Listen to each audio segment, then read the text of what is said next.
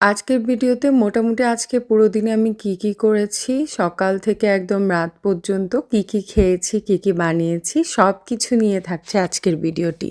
মানে বলতে পারো পুরো দিনের একটা ব্লগ তোমরা। এই যে সকাল সকাল আমি এখানে আলুকে একদম কুচি করে নিয়েছি। আমার বেশ কয়েকদিন থেকে আলু ভাজি দিয়ে পরোটা খেতে মন চাচ্ছে। বাংলাদেশে যখন ছিলাম তখন মা সকালবেলা এরকম আলু ভাজি করতো, পরোটা করে দিত, ডিম অমলেট করে দিত। এইখানে ব্যস্ততার জন্য ঠিক করা হয়ে ওঠে না। এই জন্যই আজকে সকালবেলা একদম কি করলাম, আলু কুচি করে এই যে এখানে সুন্দর করে পেঁয়াজ কাঁচামরিচ দিলাম, ভাজতে শুরু করলাম। তারপর বাকি মশলাগুলো দিয়ে আমি এখানে আলুগুলো দিয়ে দিব। ওই যে তোমরা যেরকম করে সবাই আলু ভাজি করো, আমিও সেমভাবেই আলু ভাজি করতেছি, শুধু একটু ঝাল ঝাল করতেছি। আমার আবার বেশ ঝাল ঝাল করে আলু ভাজি খেতে খুব ভালো লাগে। তোমাদের কার কার আলু ভাজি পছন্দ? মানে কেমন পছন্দ, ঝাল ঝাল পছন্দ নাকি নর্মাল পছন্দ, সেটাই অ্যাক্স করতেছি। তো আলু ভাজি এখান দিয়ে বসিয়ে দিয়ে আমি এখানে হালকা পানি ইউজ করব, বেশি পানি দিব না। কারণ হচ্ছে এইখানে আলুগুলা খুব তাড়াতাড়ি সিদ্ধ হয়ে যায়, সেজন্য বেশি পানি লাগে না এখানে। তো আমি এখানে হালকা পরিমাণে পানি দিয়ে দিব। আলু ভাজিটা যখন হয়ে যাবে, এই যে একদম শুকনা শুকনা করে আমি একদম ভাজা ভাজা করে নিচ্ছি আলু ভাজিটা।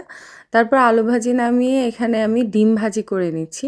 একটু পেঁয়াজ কাঁচামরিচ দিয়ে সুন্দর করে ঝাল ঝাল করে ডিম ভাজি করতেছি। আমার কাছে সকালে বেস্ট নাস্তা হচ্ছে এরকম ডিম ভাজি, তারপর পরোটা, আলু ভাজি, আর নয়তো খিচুড়ি।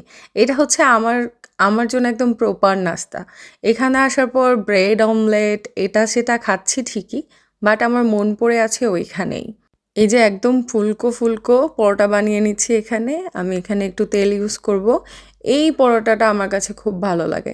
আমার কাছে এরকম চারকোনা শেপের এরকম ভাজাওয়ালা পরোটা খেতে খুব ভালো লাগে। তোমরা কীরকম পরোটা বানাও কমেন্ট করে আমাকে জানাবা। আমার পরোটাটা কিন্তু খুব সফট হয় অ্যান্ড এরকম অনেকগুলা ভাজ হয়, লেয়ারের হয়। এটা আমি আম্মুর থেকে শিখেছি। তোমরা যদি রেসিপি চাও আমাকে বলবা, আমি রেসিপি দিয়ে দিব তোমাদেরকে। বেশ ফুলকো ফুলকো করে আমি পরোটাগুলোকে ভেজে তারপর একদম সুন্দর করে এই যে আলু ভাজি তুলে নিয়েছি। সুন্দর করে আমি প্লেটে পরিবেশন করে এবার খেতে চলে যাব।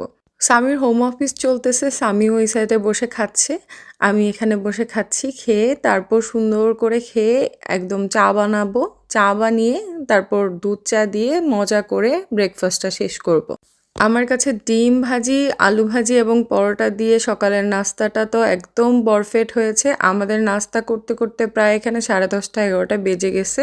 ওই সাইডে প্রেসার কুকারে আমি খাসির মাংস বসিয়ে দিয়েছি, ওইখানে খাসির মাংসের রেজালা করতেছি। আর এখানে আমি দুধ চা বানিয়ে নিচ্ছি আমার আর স্বামীর জন্য। এই যে দুধ চা বানিয়ে দিচ্ছি, এখানে চা পাতি দিয়ে দিচ্ছি। আমি গুঁড়ো দুধে চা বানাই না, একদম লিকুইড মিল্কে এরকম পাতি দিয়ে তারপর চাটা বানাই, অ্যান্ড এভাবে চা খেতে আমার বেশ ভালো লাগে। চা কমপ্লিট হয়ে গেলে এই যে স্বামীর কাপটা, স্বামী এই ছোট কাপে সবসময় চা খায়, তাও আমি স্বামীর জন্য এখানে নিয়ে যাচ্ছি। স্বামীকে আমি চাটা দিয়ে দিব। এই যে স্বামী এখানে বসে বসে মোবাইলে গেমস খেলতেছে, তো আমি স্বামীকে চাটা দিয়ে দিলাম। তারপর আমরা বের হয়ে গেলাম, আমাদের বাসায় কিছু গ্রোসারি শপিং লাগবে সেজন্য। গিয়ে দেখি যে এখানে ডিমে বেশ ছাড় দিয়েছে, তো আমরা এখানে 30টা করে 60টা ডিম নিয়ে নিলাম। এখানে ডিমে যে 74 ক্রাউনে দিচ্ছে। এখানে হঠাৎ হঠাৎ ডিমে ছাড় দেয়, মানে হচ্ছে অর্ধেকের থেকেও কম দামে বিক্রি করে দেয় এরা।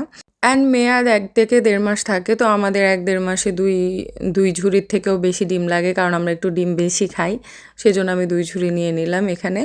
তারপর আমাদের টুকিটাকি অনেকগুলা বাজার ছিল, আমরা সবগুলা বাজার করে নিচ্ছি, করে তারপর আমরা বাসায় চলে যাব। এখানে এই যে বাসায় এসে দুপুরে আর আমরা লাঞ্চ করি নাই, কারণ আমাদের তখন খেতে খেতে 11টা-12টা বেজে গেছে। তারপর আমরা বাইরে গেছি, এখন আমরা স্ন্যাক্স বানিয়েছি। এই যে এখানে আমি চিকেন স্ট্রিপ বানিয়েছি, আর হচ্ছে ওইখানে ভেজিটেবল পাকোড়া বানিয়েছি, মানে হচ্ছে বাঁধাকপি দিয়ে আমি একটা পাকোড়া বানিয়ে জন্য নিয়ে নিলাম। এখানে স্বামী এখানে অফিসের কিছু কাজ করতেছে, তো আমি ওকে দিয়ে আসলাম। আর এখানে গরম গরম আবার চা বানিয়েছি, দুধ চা, তো ওকে দুধ চাটা দিয়ে দিলাম। আমি জানি দুধ চা খাওয়া ভালো না, তারপরও কিছুই করার নেই, আমাদের অনেক পছন্দের।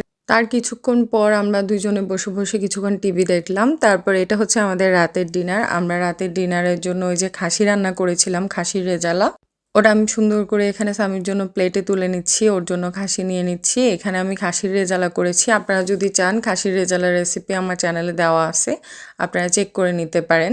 এই খাসির রেজালাটার টেস্ট অনেক ভালো। আমি এখানে খাসির রেজালা, তারপর সালাদ, আর হচ্ছে লেবু দিয়ে সুন্দর করে পরিবেশন করে সামির জন্য নিয়ে যাব, কারণ সামি এভাবে খেতে পছন্দ করে। ও লেবু সালাদ সবকিছু দিয়ে আয়োজন করে খেতে পছন্দ করে। অ্যান্ড আজকের ব্লগটা এই পর্যন্তই। আমাদের পুরো দিনে আমরা কি কি করেছি সবকিছু নিয়ে। আশা করি আপনাদের ভিডিওটি ভালো লেগেছে। যদি ভালো লাগে তাহলে অবভিয়াসলি লাইক এবং কমেন্ট করবেন, আমাদের পাশে থাকবেন। আল্লাহ হাফেজ।